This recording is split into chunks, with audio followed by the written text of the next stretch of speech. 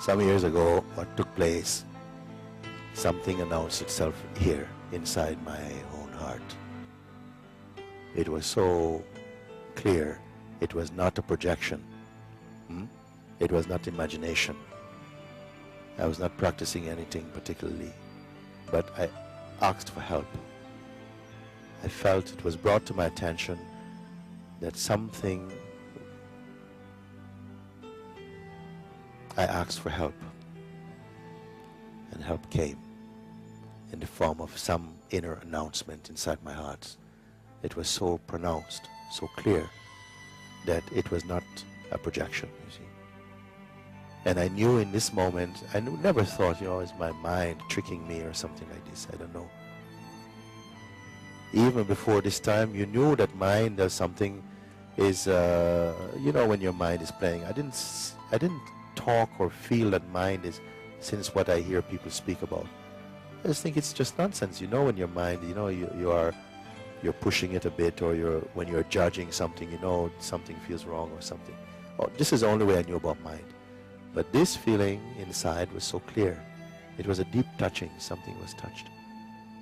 And it didn't start like a huge tornado or something. It was a soft stirring. It's like the dimmer switch of sensitivity was turned up. And there's a heightened sense of perception, of awareness that sunlight is beautiful. Things start like this. It was like a childish wonder about this life, and began to look at my body like, wow, whose hand is this? And things like it's coming innocently like this. But it grew in intensity and peace and joy, and it was so clear for me. There was no suspicion about what it could be.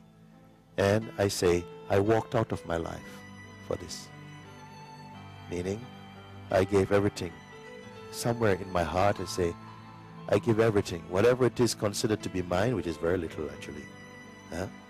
But I turn it over to you, who have come to visit. Because I felt it was a visitation from something very holy come inside. And my own mind has its own way of interpreting, but it wasn't strong against this presence. And somehow something says, okay, it's your house. Do with it what you want to do. Still, the mind didn't evacuate straight away. It was in there. But gradually, there was a taking over of this. And I could not wait. I wanted the whole thing to finish. Go, take it all out. Get rid of him. Yeah, get rid of him. Because everywhere where I felt myself to be, that's where the trouble was. That's where the nuisance was. That's where the pretense was. And I knew this power was here. And it wasn't a conjuring trick. It wasn't like a little magician's trick. It was something beautiful. It felt the most natural in one way, and yet extraordinary in another sense. So years later, I come to hear people say, well, I don't know if it is my mind. I says, what kind of mind have you got? When you're in love, you don't say, oh, I wonder if it's my mind playing tricks on me. You know it is love. When something moves like this in you, that you're touched in a way that no human being, can create this space, this joy. Some people, when they fall in love, they feel that, they say. But this clarity in space, this sense of being home, how we can mistake it? So this pull, for many people, is a pull to just to surrender things. Say, look, whatever. It's just, here it is, here I am. Do with me. Throw me off the mountain. Throw me off the mountain if you want. I did not know anything about inquiry in those days. It was simply, do what you want with this. Take it. What is it? What use is it to me, actually? I don't consider up until then that I had a boring life. I was having fun, but this, nothing like this. You see. Then somehow it was the grace of God that brought me to the feet of Papaji. Brought me to Ramana Maharshi, to inquiry, because until I was 33 years old, I never read one book, two books I read, one at school. I was not inclined to read books. If you saw me with a book, it's because it had pictures in it. I like pictures. And then I felt a strong urge inside. I wanted to read about all of this thing, what it's about. I tried, but also it wasn't really working. And then I encountered Ramakrishna, Ramana Maharshi, a little bit started Paramahamsa Yogananda, find some things. But Ramakrishna was the one that first appealed inside my heart. I said, yes, this one. Although he's clearly a Hindu, worshipped Mother Kali, I didn't know what it's all about, but his language completely universal. Okay, I rode inside his language for a while because it was confirming itself inside my own heart about it. And how something like self-inquiry could have planted its seed inside this being, I can't tell you. I said only by Bhagwan's grace it could come. I had no interest. The first time I saw anything about self-inquiry, I wanted to run 1 mile. I thought, this is not for me. But it became clear, and then it became so powerfully announced in my being.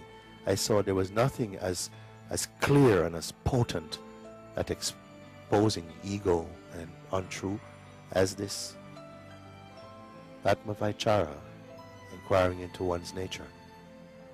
So this I share with you. And grace is here.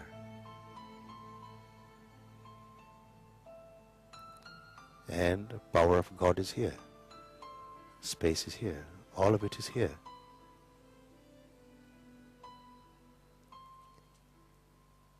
So this is all I can say. Sometimes you meet occasionally people here, even in the street sometimes. They come with a sense of urgency, and there's no effort to communicate. If it's words are needed, words flow with such beauty and potency, and the mind is washed away. Pure seeing remains.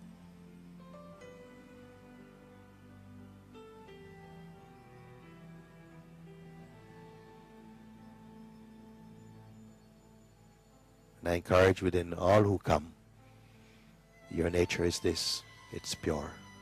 It's perfect. It's whole. From the beginning, it was never dirtied. All this is just imagined. Just imagine, all imaginings. And here is the waking room, not the waiting room. The waking room to the self. Wake up from it. And some are waking one by one, two by two, they come. It's happening.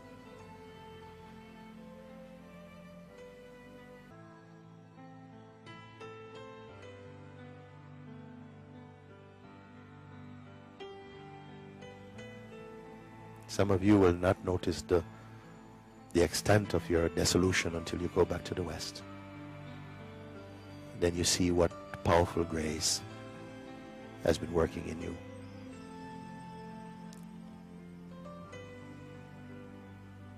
And also, some of your greatest struggles will take place here also. Because here it's difficult for your mind to hide. Still, some people develop that skill. But for those who come with a sense of some urgency, who feel the touch, the taste, the pull for freedom, you can never go back the way you came here. Has to be. Enough evidence has been shown also that what I'm speaking about is nothing far from you. It is your own inmost reality. It's your own simple truth, simple truth. If anything I fail is at the words we use, I don't know. But they're only pointers to that. I do my part somehow as the beingness here. You have to do your part as the beingness there. The two has to come together, where the listening finds its own resonance and frequency within your own being. Just pointing to that. And I feel it's clear enough. It's clear enough. At a certain point, the beingness simply remains with itself, marinating in beingness. It's losing interest in otherness, all the other stuff, the extraneous stuff. It's losing, cooling down by itself. Have you not noticed? It's pulled to self-focusing, and tremendous power and sweetness is coming out. Yes.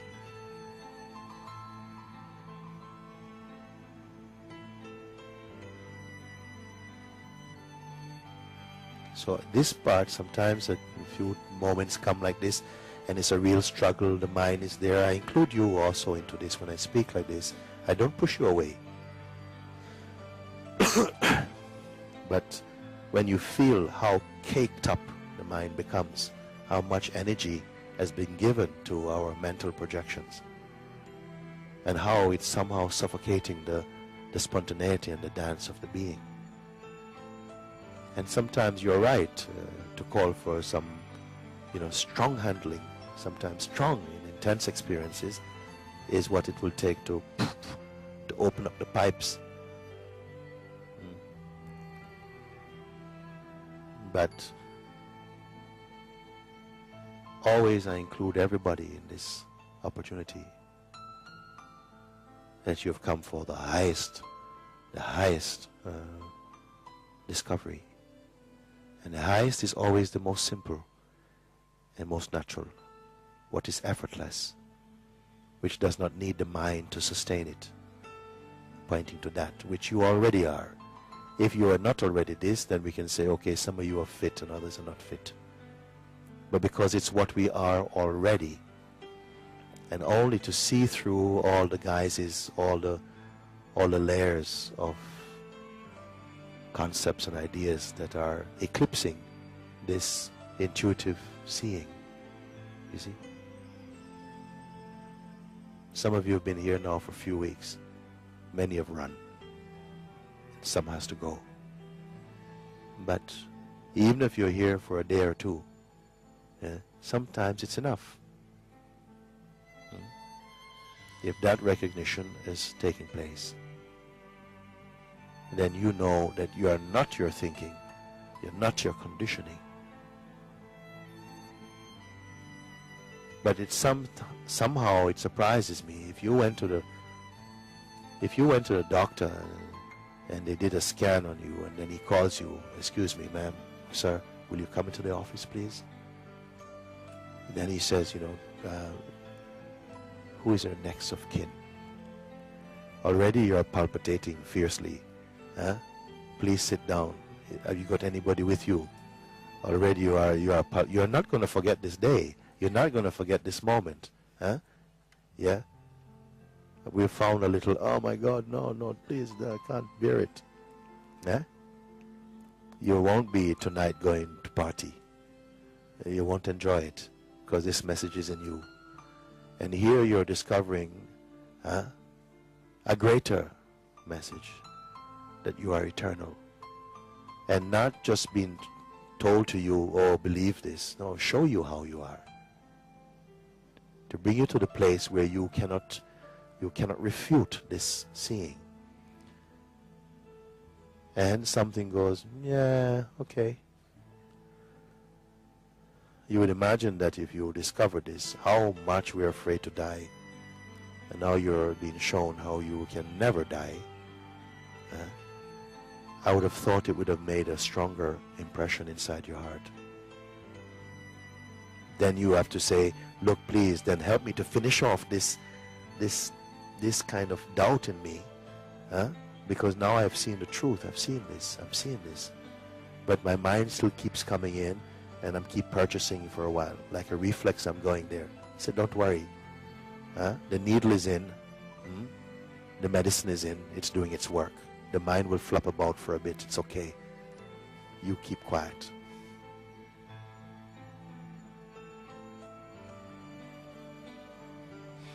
Okay. Thank you.